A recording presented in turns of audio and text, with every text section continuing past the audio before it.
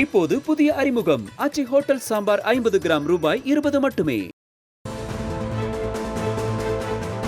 மதுரை அவனியாபுரம் ஜல்லிக்கட்டு போட்டியில் உயிரிழந்த மாடுபிடி வீரரின் குடும்பத்திற்கு பொது நிவாரண நிதியில் இருந்து 3 லட்சம் ரூபாய் வழங்க முதலமைச்சர் மு.க. ஸ்டாலின் உத்தரவிட்டிருக்கிறார். இதுகுறித்த செய்திக்குறிப்பில் மதுரை மாவட்டம் அவனியாபுரத்தில் 14ஆம் தேதி நடைபெற்ற ஜல்லிக்கட்டு போட்டியில் மாடு முட்டியதில் பலத்த காயமடைந்த விளாங்குடியைச் சேர்ந்த மாடுபிடி வீரர் நவீன்குமார் மருத்துவமனைக்கு கொண்டு செல்லும் வழியில் உயிரிழந்த செய்தி கேட்டு வருத்தமும் வேதனையும் அடைந்ததாக தெரிவித்திருக்கிறார். மேலும் உயிரிழந்த நவீன்குமாரின் குடும்பத்தினருக்கும் உறவினர்கள் மற்றும் நண்பர்களுக்கும் ஆழ்ந்த இரங்கலையும் ஆறுதலையும் தெரிவிப்பதாக முதலமைச்சர் குறிப்பிட்டிருக்கிறார்.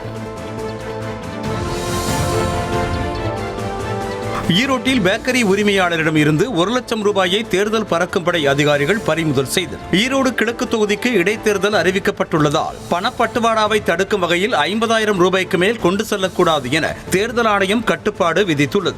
இந்த சூழலில் சுண்ணாம்பு ஓடை சோதனை சாவடி அருகே தேர்தல் பறக்கும்படை அதிகாரிகள் வாகன சோதனையில் ஈடுபட்டிருந்த போது அந்த வழியாக வந்த காரை நிறுத்தி சோதனை செய்தனர். அப்போது காரில் வந்த குமாரபாளையத்தில் பேக்கரி நடத்தி வரும் தபாஸ் மண்டல் என்கிற நபரிடமிருந்து 1 லட்சம் ரூபாயை பறிமுதல் செய்தனர்.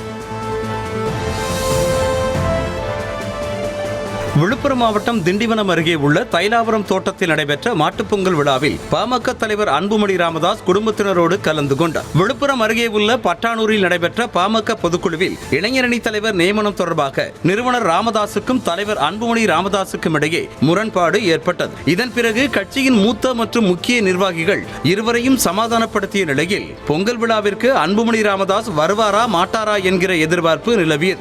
இந்த சூழலில் தைலாபுரத்தில் நடைபெற்ற மாட்டுப்பொங்கல் விழாவில் மனைவி சௌமியா மற்றும் 2 மகள்களுடன் அன்புமணி ராமதாஸ் கலந்து கொண்டார்.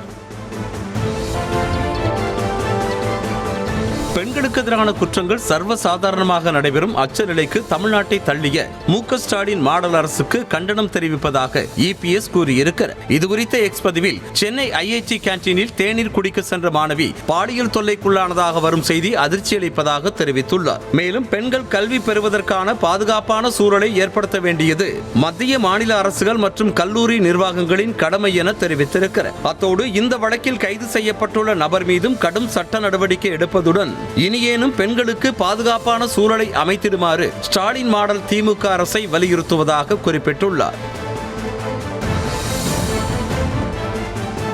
திருவள்ளூர் அரசு மருத்துவக் கல்லூரி மருத்துவமனை நிர்வாகத்தை கண்டித்து பொதுமக்கள் சாலை மறியலில் ஈடுபட்டதால் பரபரப்பு நிலவியது. இருசக்கர வாகன விபத்தில் காயமடைந்த சேலை பகுதியைச் சேர்ந்த தாமஸ் அரசு மருத்துவக் கல்லூரி மருத்துவமனையில் சிகிச்சைக்காக அனுமதிக்கப்பட்டு உயிரிழந்தார். இதனையடுத்து மருத்துவமனையில் மருத்துவர்கள் யாரும் இல்லாததால் சுமார் 1 மணி நேரத்திற்கு மேலாக சிகிச்சை அளிக்கப்படாததால் தான் அவர் உயிரிழந்ததாக குற்றம் சாட்டி அவருடைய உறவினர்கள் சென்னை திருப்பதி தேசிய நெடுஞ்சாலையில் மறியல் போராட்டத்தில் ஈடுபட்டனர். இதனால் சுமார் அரை மணி நேரத்திற்கு மேலாக போக்குவரத்து பாதிக்கப்பட்டது.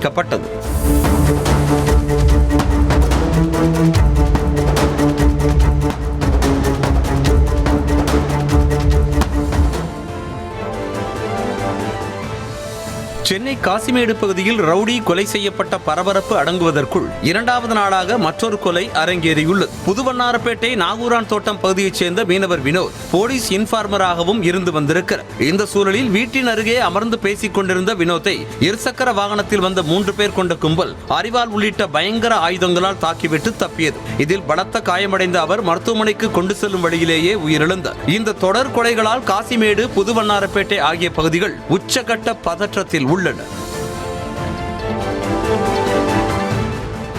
கோவை கூடலூர் கவுண்டம்பாளையம் அருகே ஒற்றை காட்டு யானை தாக்கி முதியவர் உயிரிழந்த சம்பவம் அதிர்ச்சியை ஏற்படுத்தியுள்ளது. மேட்டுத்தோட்டம் பகுதியைச் சேர்ந்த 74 வயதான முதியவர் வேலுமணி இரவு 8 மணியளவில் வீட்டு சுற்றுச்சுவரின் கேட்டை பூட்டுவதற்காக வெளியே சென்றபோது அங்கு நின்றிருந்த ஒற்றை காட்டு யானை தாக்கியது. இதில் பலத்த காயமடைந்த அவரை குடும்பத்தினர் மீட்டு மருத்துவமனைக்கு கொண்டு செல்லும் வழியில் பரிதாபமாக உயிரிழந்தார். இந்த ஒற்றை காட்டு யானையையும் நாயக்கன்பாளையம் பகுதியில் புகுந்துள்ள மற்றொரு ஒற்றை காட்டு யானையையும் விரட்டும் பணியில் வனத்துறையினர் தீவிரமாக ஈடுபட்டுள்ளனர். இப்போது புதிய அறிமுகம் அச்சி ஹோட்டல் சாம்பார் 50 கிராம் ரூபாய் 20 மட்டுமே.